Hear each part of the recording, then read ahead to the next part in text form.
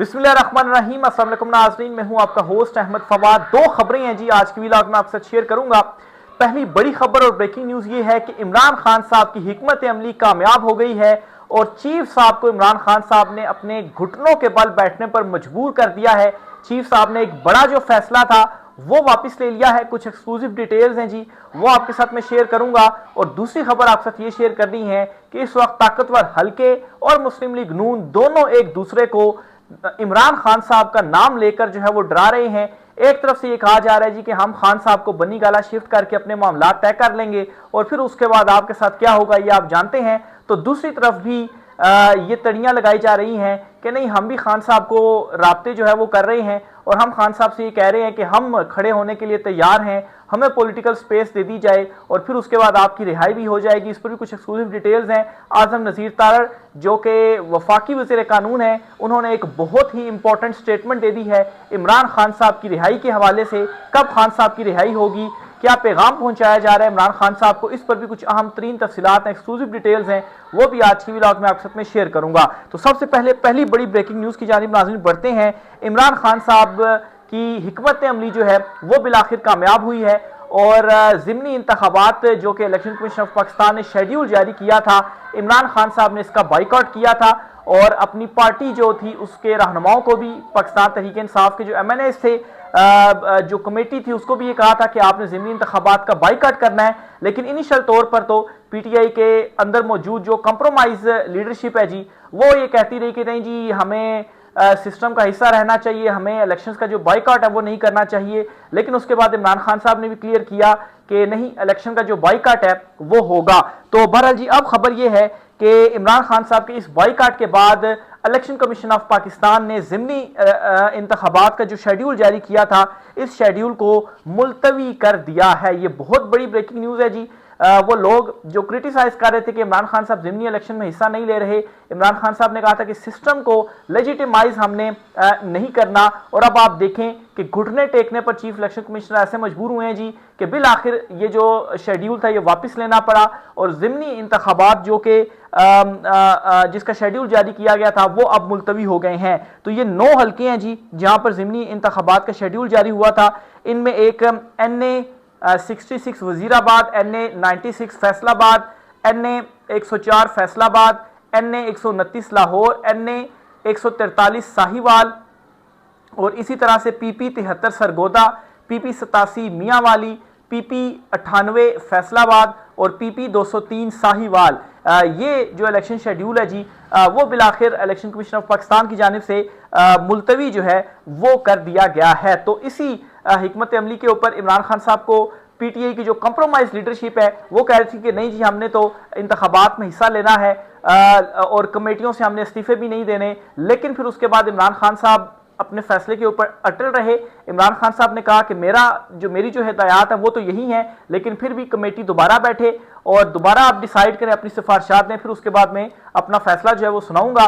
तो बहरहाल जी उसके बाद क्या हुआ कि जो कमेटी थी जी PTI की, इवन की जो कंप्रोमाइज लीडरशिप भी थी, इतने वाजे हुक्म के बाद फिर उनमें ये जरूरत नहीं थी कि इमरान खान साहब के इस हुक्म को वो ना माने। और इसके आप देखें कि रिजल्ट क्या निकला कि ज़िमनी इंतखाबात अब मुलतवी कर दिए गए हैं। और ये तो सिर्फ ज़िमनी इंतखाबात की हद तक हुआ ना, इसके अलावा इमरान खान साहब ने जो कमेटियों से इस्तीफा देने का फैसला किया था और कहा था जी कि आप कमेटियों से, कौमी असम्बली की स्टैंडिंग कमेटी से इस्तीफा दें, उसके भी आफ्टर इफेक्ट्स आए हैं जी। एक तो और फिर उसके बाद आज पाकिस्तान तहरीक इंसाफ में जो कौमी असम्बली का इजलास हुआ है जी, इस इजलास का भी बाइकआउट किया और इमरान खान साहब ने कहा था कि आप असम्बलियों से बाहर निकलें और बाहर अपनी जो असम्बली है वो लगाएं, अपना स्पीकर, वज़ीर खजाना और सारे जो काबीना है वो बनाएं। तो इस पर अमल दरामद करते हुए जो वॉकआउट है जी, जो बाइकआउट है वो कौमी असम्बली के सेशन का किया गया।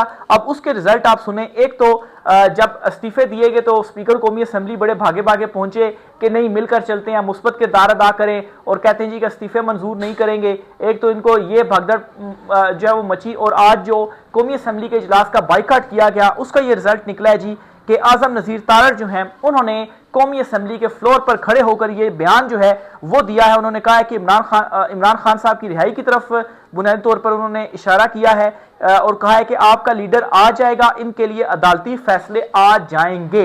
ये आजम नज़ीर तारड़ जो कि वफाकी वज़ीर कानून है वो कहते हैं कि आपका लीडर आ जाएगा, इनके लिए अदालती फैसले आ जाएंगे। इस वक्त इमरान खान साहब सिर्फ और सिर्फ अल-कादरी ट्रस्ट जो केस है इसमें इमरान खान साहब इस वक्त जेल में, अगर इसमें भी जमानत हो जाती है तो फिर कोई केस ऐसा नहीं है जिसमें इमरान खान साहब को जेल में रखा जा सके या उसमें गिरफ्तारी जो है वो डाली जा सके। अब नाज़रीन एक तो ये इशारा भी दे रहे हैं जी, और दूसरी तरफ इसको धोखा इस तरह से भी करार दिया जा रहा है कि चूंकि इस वक्त जो ताकतवर हल्के हैं और खासतौर पर वो जो एक नोटिफिकेशन या 5 साल और 2 साल वाला मामला इस वक्त फंसा हुआ एक्सटेंशन वाला, तो उस तरफ से भी पैगामात इधर दिए जा रहे हैं कि फिर खान साहब आ जाएंगे और फिर आपके साथ हम जो है वो अलहदा हो जाएंगे। और यहाँ से भी ये मैसेज दिया जा रहा है कि फिर हम भी खान साहब जो हैं उनके साथ अगर मिल जाते हैं। नवाज शरीफ ने पैगाम भी पहुंचाया है इमरान खान साहब को कि हम एस्टेब्लिशमेंट के सामने खड़े हो जाते हैं, आप हमें पॉलिटिकल स्पेस दे दें। तो अब हो ये रहा है जी कि दोनों एक दूसरे का नाम लेकर दोनों जो फरीक हैं जी इमरान खान साहब का नाम लेकर एक दूसरे को डरा रहे हैं। लेकिन मजे की बात यह है कि इमरान खान साहब जो है वो इन दोनों में से किसी के साथ भी डील नहीं करेगा। इमरान खान आएगा, पूरी ताकत के साथ आएगा और जो एहतसाब है वो इमरान खान साहब करेंगे। हाँ, खान साहब ने जरूर कहा है कि इंतकामी कार्रवाई नहीं होगी, या मेरी जात के हवाले से अगर मैं कहूँ तो अगर जो चीजें मेरे साथ की गई उसको मैं माफ कर सकता हूं, लेकिन जहां पर इंसाफ की बात है तो उससे मैं पीछे नहीं हटूंगा। और फ्रस्ट्रेशन का आप आलम देखें कि अब आज हुआ क्या जी कि अलीमा खान साहिबा अडियाला के बाहर खान साहब से मुलाकात करने के बाद जब वो गुफ्तगू कर रही थी तो उन पर अंडा जो है वो फेंका गया। तो काबिल मुजम्मत भी है ये, और ये इनकी फ्रस्ट्रेशन है कि अब इस किस्म की हरकतों के ऊपर जो है वो ये आ गए हैं। क्यों आ गए हैं? क्योंकि इनको कुछ भी अब नजर नहीं आ रहा, हर तरफ से ये फंसे हुए हैं, इवन के अब आपस में भी ये फंसे हुए हैं। एक तरफ से ख्वाहिश है 5 साल की, लेकिन दूसरी तरफ इनका ये मानना है कि 5 साल अगर हमने दे दिए तो फिर हमारा क्या बनेगा। 2 साल के ऊपर इस वक्त ये कह रहे हैं जी कि हम 2 साल जो है वो देते हैं, इवन के अगर 2 साल भी दे दिए तो तब भी इनको ये डर लगा हुआ है कि फिर हमारा क्या होगा। इस हवाले से एक बहुत ही इंपॉर्टेंट स्टेटमेंट है जी मियां आमिर महमूद के हवाले से ये ख्याल किया जाता है कि एस्टेब्लिशमेंट के बड़े करीबी हैं, एक टीवी चैनल के मालिक भी, और टॉप 10 जो रिचेस्ट पीपल थे पाकिस्तानी उनमें इनका भी नाम था। ये कहते हैं कि हमें ऐसी लीडरशिप मिल ही नहीं सकी जिसमें काबिलियत और अवाम का दर्द हो।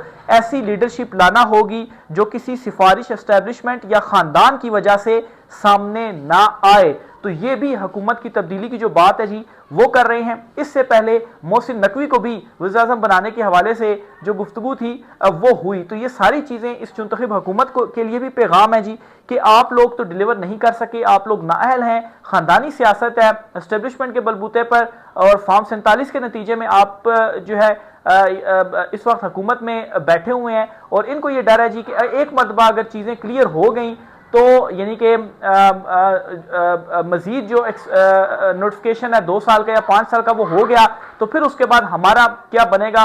हमें तो जो है वो ये खुद को अवाम की नज़रों में बेहतर साबित करने के लिए हमारा भी एहतसाब शुरू कर देंगे। और हमारी हालत इस वक्त ये है कि अवाम के दिलों में हमारे लिए नफरत ये कि वो शुगर करेंगे कि वाकई इनके साथ इनका भी जो एहतसाब है वो हो रहा है। तो इसलिए जी इमरान खान साहब पीटीआई से भी राब्ते और जो है वो मिन्नत तरले शुरू किए जा चुके हैं जी। नवाज शरीफ ने खान साहब को ये पैगाम पहुंचाया है कि हम एस्टेब्लिशमेंट के सामने खड़े होने के लिए तैयार है, हमें पॉलिटिकल स्पेस दे दी जाए। अब नवाज शरीफ के ऊपर भी खान साहब को बिल्कुल एतमाद तो नहीं करना चाहिए कि क्यों उनके ऊपर क्यों एतमाद करें, और दूसरी तरफ ये कहा जा रहा है कि हम आपको जो है वो नोटिफिकेशन जारी कर देते हैं, आप खान साहब का कुछ करें। तो इस वक्त खुलकर तो नहीं, लेकिन अंडर द टेबल जो साजिशें आप कहें वो इस वक्त चल रही हैं। लेकिन आज आजम नज़ीर तारड़ ने ये बहुत ज्यादा इंपॉर्टेंट जो स्टेटमेंट है जी वो दे दी है, और इमरान खान साहब की रिहाई की तरफ उन्होंने जो इशारा है वो दे दिया है। इसके अलावा जी ख्वाजा आसिफ साहब है जी, वो बड़ी उनकी तरफ से भी बड़ी एक इंपॉर्टेंट स्टेटमेंट दी गई है, और एस्टेब्लिशमेंट के बड़े करीबी समझे जाने वाले एक शख्सियत के ऊपर बड़ी खुलकर उन्होंने जो तनकीद है वो की है। वो कहते हैं जी कि कुछ लोग अपने कारोबार की प्रोटेक्शन के लिए चैनल भी खोल लेते हैं। ये अलीम खान की वो बात कर रहे हैं, और अलीम खान ने जो समा चैनल था वो खरीद लिया था। समा चैनल इस वक्त अलीम खान का है। तो ख्वाजा आसिफ ये कहते हैं कुछ लोग अपने कारोबार की प्रोटेक्शन के लिए चैनल भी खोल लेते हैं।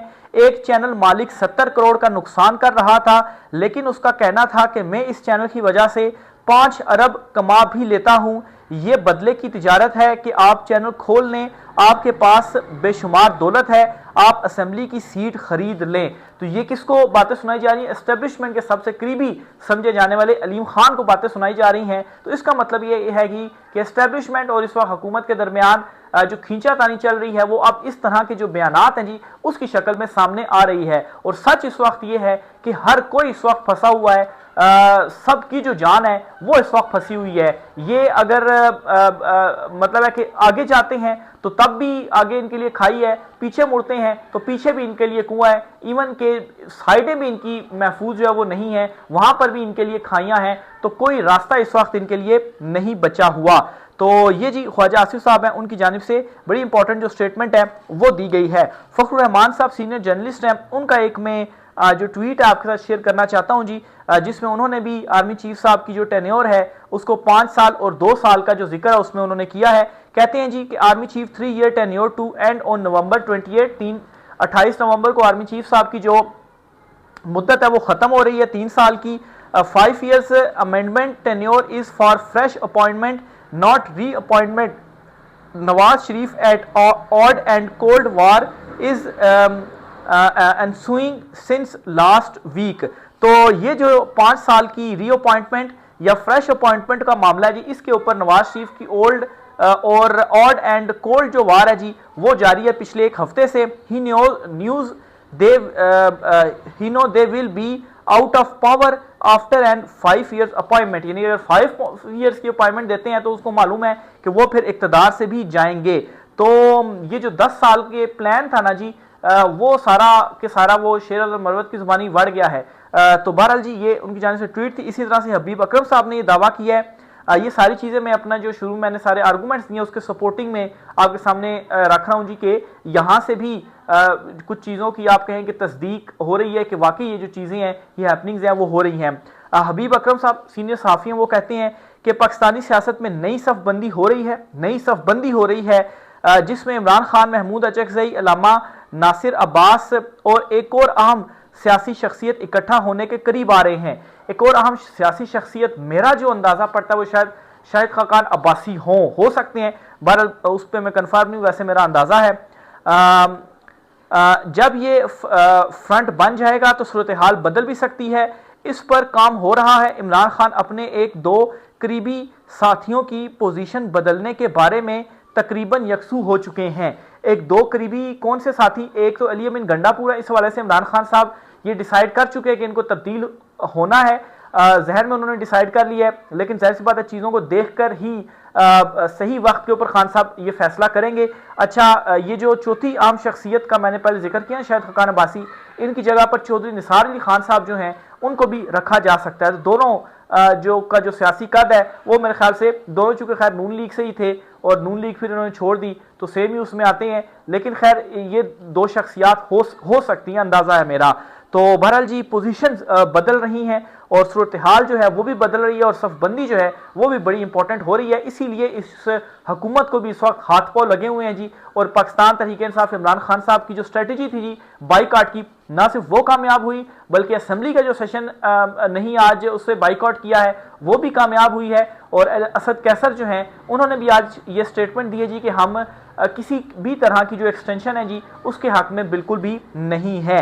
आखिर में आपको बताता चलूँ पाकिस्तान तहरीक इंसाफ के अंदर भी बहुत सारे लोग हैं जी, कंप्रोमाइज लीडर है। एक तो इमरान खान साहब को अब पता चल चुका है जी कि ये कंप्रोमाइज लीडरशिप है, खान साहब के बाहर आने की देर आप देखेंगे कि ये सारे जो हैं इनको कैसे खान साहब जो है वो सफाया मजीद करते हैं। बहरहाल सदीक जान साहब ने खबर दी है कि तहरीक इंसाफ के MNAs भाग कर स्पीकर अयाज सादिक के पास किस लिए जाते हैं।